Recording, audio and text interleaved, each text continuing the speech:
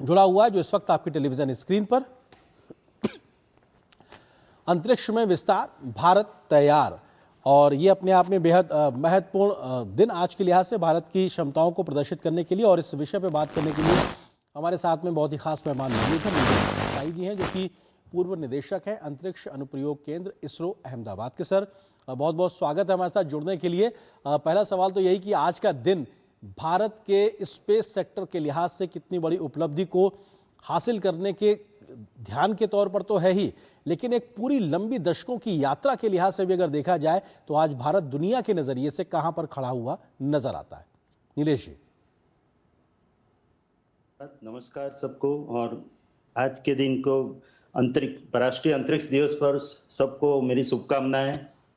और जैसा कि आपने बताया, आज का दिन हम सब के लिए काफ़ी महत्वपूर्ण, खास करके अंतरिक्ष क्षेत्र से जुड़े हुए हमारे जैसे लोग, इसरो के जो मेरे सब सहभागी लोग हैं, और पूरे देश के लिए, क्योंकि 23 अगस्त 2023 को हमने चंद्रमा पे लैंडिंग किया था, वो भी साउथ पोल पे, दक्षिण ध्रुव पे, जो जहाँ तक कोई भी नहीं आज तक गया था।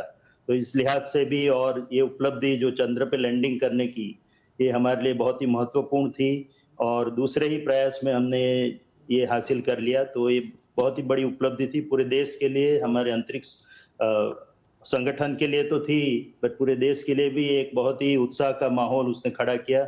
और जो साइंटिफिक टेम्परामेंट जनरेट हुआ देश में, जो कि जिसकी शुरुआत मंगलयान के द्वारा भी हो चुकी थी 2014 में, जब पहली बार हमने MOM-1 मिशन किया था। तो इस लिहाज से भी ये दिन बहुत ही महत्वपूर्ण है। और जैसा कि आपने पूरी भारत की अंतरिक्ष की यात्रा का जो विवरण दिया, उसको सही रूप से उसने प्रदर्शित किया है कि देश ने काफी प्रगति की है।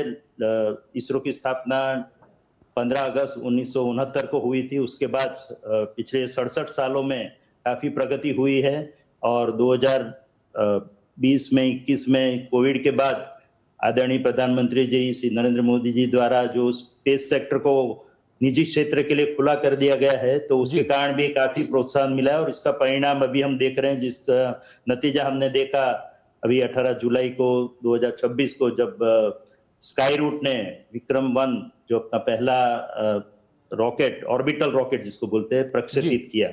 तो इस लिहाज से काफी प्रगति हासिल हुई है। मेरा सवाल भी आपसे यही है, क्योंकि बहुत बड़ा जो चर्चा अब इस समय हिंदुस्तान के स्पेस सेक्टर को लेकर होती है, वो आज का भारत में जो प्राइवेट सेक्टर है, स्पेस इंडस्ट्री है, वो बहुत तेज गति से ग्रो कर रही है और अपने आप को उसने प्रूव भी किया। आपने जिक्र किया कि स्काई रूट ने अपने आप में जो रॉकेट लॉन्च किया, भारत को चुनिंदा देशों की श्रेणी में शामिल हो गया। किस तरीके से इस इकोसिस्टम को बनाने की वजह से आज निजी क्षेत्र ने इतनी बड़ी उपलब्धियां हासिल की हैं, और साथ ही साथ 440 हमारे स्टार्टअप्स भी बनते दिखाना, ये किस बात को प्रदर्शित करता है? तो जैसा कि जब हमने शुरुआत की थी निजी क्षेत्र को खुला करने की 2021 और 22 में, आप सबको पता होगा कि 12 जून 2022 को आदरणीय प्रधानमंत्री जी ने यहाँ पर उद्घाटन किया था INSPACe का, Indian National Space Promotion and Authorisation Centre, जो कि अहमदाबाद में इसका हेडक्वार्टर है। तो उसने फिर अपना कार्य करना शुरू किया। जो पहले 2-4 स्टार्टअप ही हुआ करते थे स्पेस के क्षेत्र में, अंतरिक्ष के क्षेत्र में, आज आपने जो बताया कि 440 स्टार्टअप ऑलरेडी रजिस्टर हो चुके हैं और उसकी तादाद बढ़ती ही जा रही है। अभी हमको INSPACe को ये कहना पड़ रहा है कि अभी बस किया जाए, अभी जो 440 स्टार्टअप है उनको अपना हुनर दिखाने की मौका दिया जाए, और उसके बाद हम आगे के रजिस्ट्रेशन करेंगे और अन्य लोगों को भी प्रोत्साहन देंगे। और इसके साथ साथ दूसरी खास ध्यान देने योग्य बात यह है कि ये हर एक क्षेत्र में ये स्टार्टअप शामिल हुए हैं। जो लॉन्च व्हीकल तो एक है जो हमने देखा विक्रम-1 के प्रक्षेपण से, इसके साथ साथ सैटेलाइट बनाना, उपग्रह बनाना, उसके साथ साथ उसके जो पेलोड है, इंस्ट्रूमेंटेशन है, नितंबार है, वो बनाना, और उस साथ साथ में जो मुख्य मार्केट है 60 से 70% तो डेटा प्रोसेसिंग, जो डेटा आता है सैटेलाइट से, और उसका प्रोसेसिंग करके उसके एप्लीकेशन करना। तो एप्लीकेशन भारत जैसे विकासशील और जो विकसित होने जा रहा है ऐसे देशों के लिए काफी महत्वपूर्ण है, क्योंकि अंतरिक्ष क्षेत्र का उपयोग हमको उपयोग में लाना है। अंतरिक्ष का उपयोग करके देश के गवर्नेंस और डेवलपमेंट को, विकास को, और उसकी जो एडमिनिस्ट्रेशन है उसमें बढ़ावा करना है। तो ये सब के लिए काफी स्टार्टअप अभी इसमें आगे आए हैं और जी इन सब का हुनर देखने का हमको मौका मिलेगा जी नेक्स्ट सर, दो ये तीन चीज पाँच। जो बात आप कह रहे हैं, क्योंकि आज प्रधानमंत्री का हमने संवाद भी सुना तमाम स्पेस सेक्टर के जो स्टार्टअप्स के सीईओज हैं उनके साथ में, एक बातों का सार निकल के ये आया, प्रधानमंत्री का आह्वान भी निकल के आया कि साहब हमको ऐसा इकोसिस्टम तैयार करना है कि दुनिया भर अब भारत के इसरो और अंतरिक्ष के जो हमारा जो पूरा मिशन है जिसमें निजी क्षेत्र भी शामिल है उन सबके साथ जुड़ना चाहे, हमें इस तेज गति से आगे बढ़ना है। जो रिवर्स माइग्रेशन की बात भी आज कहीं ना कहीं चर्चा में आई कि लोग अब भारत आकर इस स्पेस सेक्टर में कुछ बड़ा करना चाहते हैं। आपको लगता है कि उन संभावनाओं के अब नए द्वार खुलते नजर आ रहे हैं?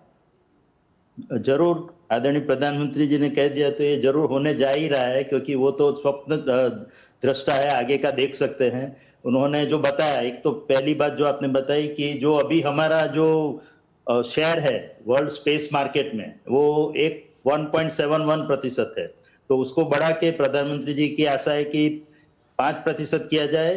अगर 10% कर पाए तो सबसे अच्छा होगा, तो यानी कि उसको 3 गुना तो करना ही है और 6 गुना करने की भी हमको कोशिश जारी रखनी है। सो 1.71% से उसको 5 या 10% तक ले जाना है, तो ये एक हमारे सामने चुनौती रहेगी। दूसरी है कि जो आपने बताया रिवर्स माइग्रेशन, जो हमारे होनहार बच्चे ब्रेन ड्रेन के द्वारा अमेरिका या यूरोप या अन्य देशों में जा रहे हैं, वो ऐसे भी उनकी पॉलिसी के कारण भी ये स्टॉप हो ही चुका है, बट यहाँ पे जो अवसर पैदा हो चुके हैं खास करके स्पेस के क्षेत्र में, तो उससे भी इस रिवर्स माइग्रेशन को बढ़ावा जी मिलेगा।